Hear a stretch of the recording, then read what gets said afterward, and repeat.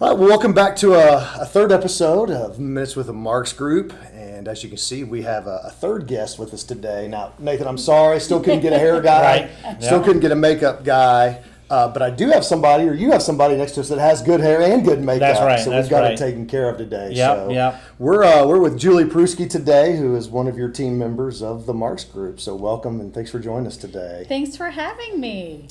So kind of want to do what we did with Nathan, the first one, and just maybe kind of share a little bit about your background, your family a little bit, and kind of how you got started in real estate. So I am married and have two kids. I have a 16-year-old and a 12-year-old who keep me very busy. But before I entered the wonderful world of real estate, I was a teacher for 19 years. And I taught elementary school, and I absolutely loved it. It was the only dream I ever really had was to be a teacher. That's what I wanted to be from the time I was little. People, what do you want to be when you grow up? I want to be a teacher. And I absolutely loved it. And then my last 12 years, I actually job shared with my mom. Once I started having kids, we job shared. So we shared a classroom. She would be there every morning, and then I'd come in with little baby Michael in a stroller, and we'd trade off. She'd take the stroller, she'd leave, I'd teach for the rest of the day. She'd take him home, they'd eat, they'd both nap, just perfect world, right? And so that was great. But then things just, everybody can tell you, anybody who's a teacher out there knows, things have gotten really tough. You get it, you're still there, right? Yep.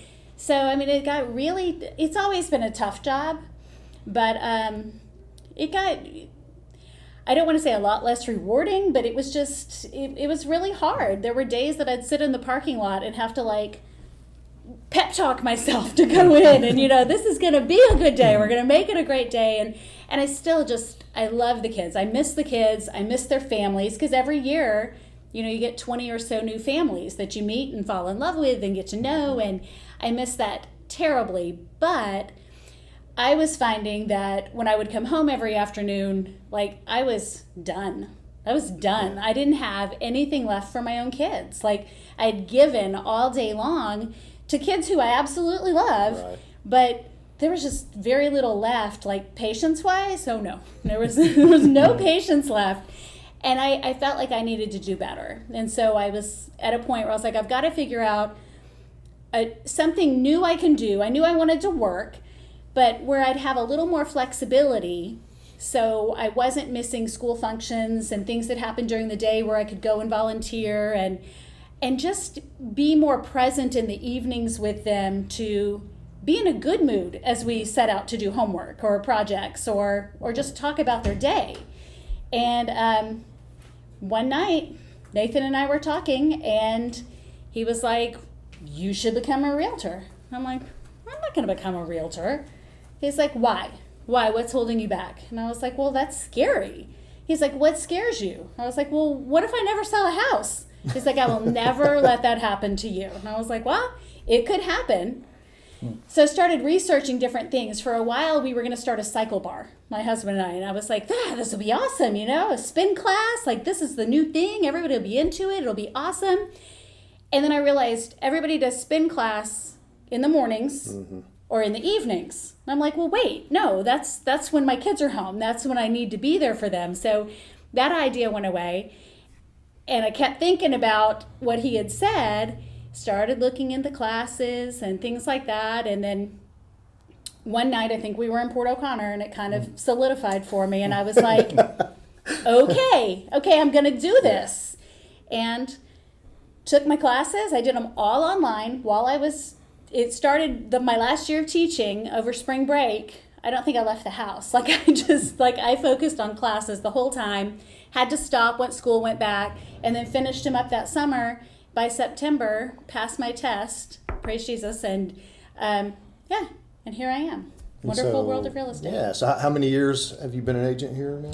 So that was 2017 is when I got my license. Okay. So we're hitting the 5-year mark. 5-year mark, okay. 5-year mark in October. Yeah. Awesome. I'm sure he has a great reward for me for making it 5 years in real estate. I do. Putting it with me for 5 years. Yeah, that's the biggest challenge, right? Mm-hmm. Nathan and I were talking in episode 1, obviously, like I said, I teach and coach, and Tammy and I used to work together, and we were talking about, just even with real estate, how, being out in the community and knowing people. But one of the things with teachers, too, I think a lot of times when they do go to another career, they're kind of able to adapt, because you think about when you teach, you're having to teach individual kids. You might have a class of 20, and each kid has a different way to learn, and you have to learn personalities. And so to be able to transition and to do that with real estate, I'm kind of assuming, I'm not a realtor, but I'm kind of assuming it's kind of the same thing. Each of your clients has a different need. You're able to kind of tailor what you want to do. So I think, the teaching profession obviously probably lends itself. And then Nathan, I think you said last time, y'all have a huge database of your clients that are in the teaching profession, because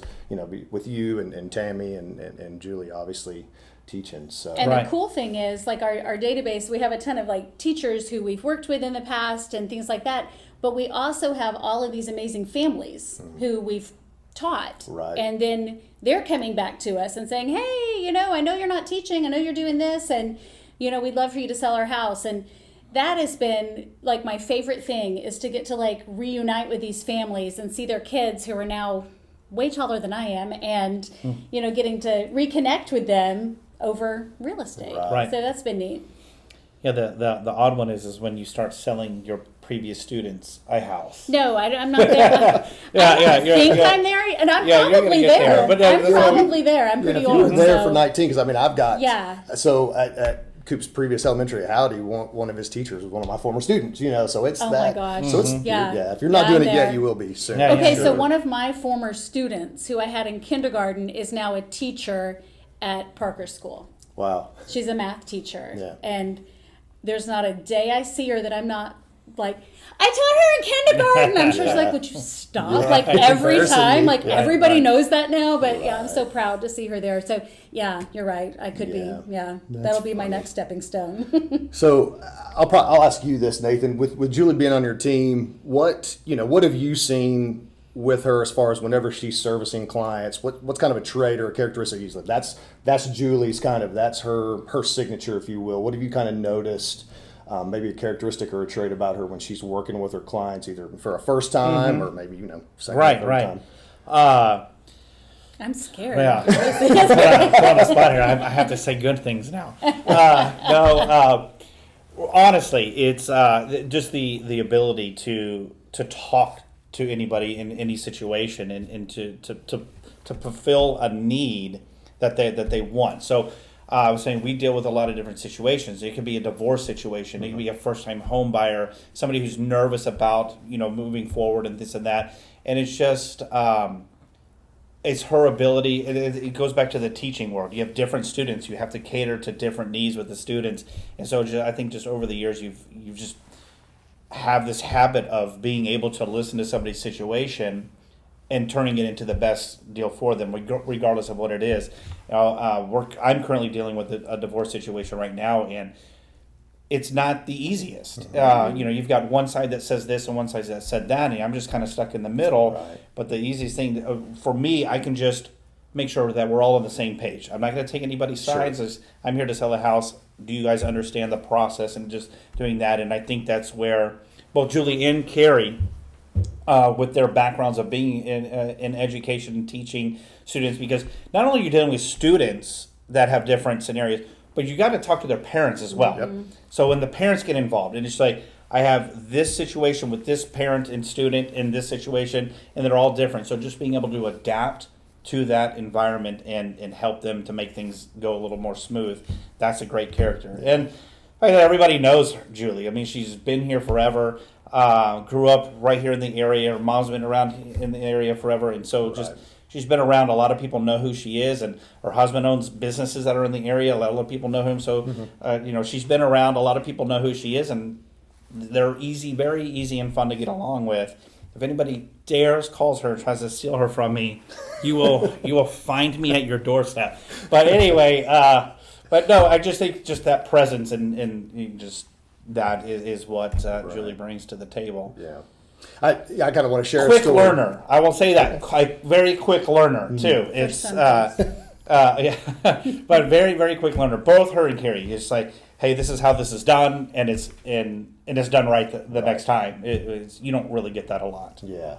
I'll share a story. I don't think I've ever told you this, but it was like last summer. I think we were crossing paths at the soccer fields, and that's when, I mean, not that real estate market's not crazy now, but that's when like you all were selling, or any realtor were selling homes, and I mean they were getting crazy number of offers and overage. And the one thing that always stuck out to me, and I know you do the same thing, is that we were talking. I was like, hey, how's real estate going? And like, it's really crazy. There's limited inventory. And I'll never forget this. You looked and you said the one thing I have a difficult time doing with my clients is telling them to pay X number of thousands of dollars over on a bid.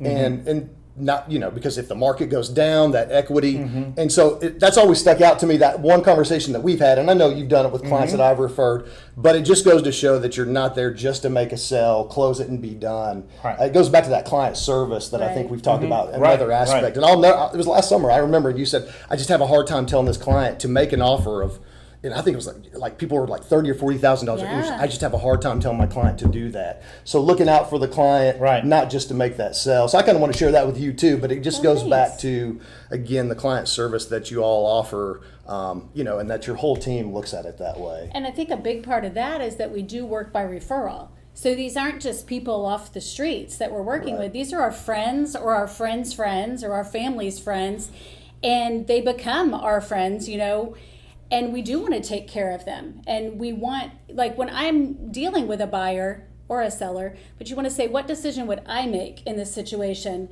And try to guide them like the safe route and the smart thing to do, because you don't want someone to get in a situation where they've paid $30,000 over list price, even if it didn't appraise, like signing appraisal waivers and all of this, and then they get transferred in 2 years and they have to move, and now they can't get what they paid for.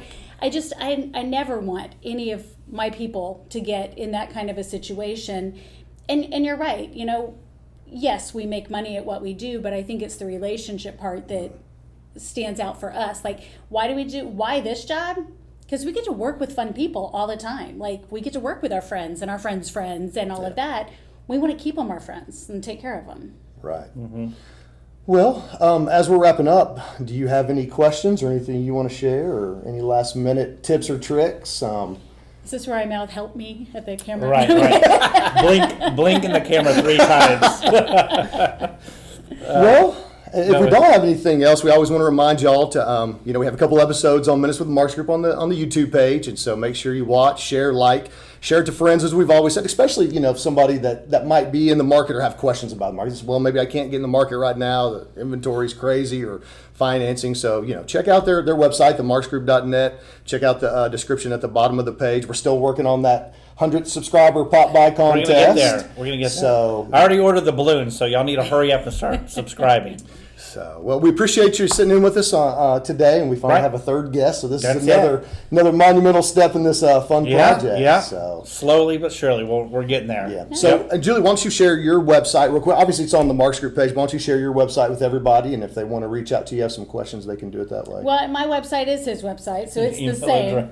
But my email address is julie@themarksgroup.net. If you have any real estate questions, I'd be happy to answer them. All right. Well, thanks for another segment of Minutes with the Marks Group. Thank you. Thank you.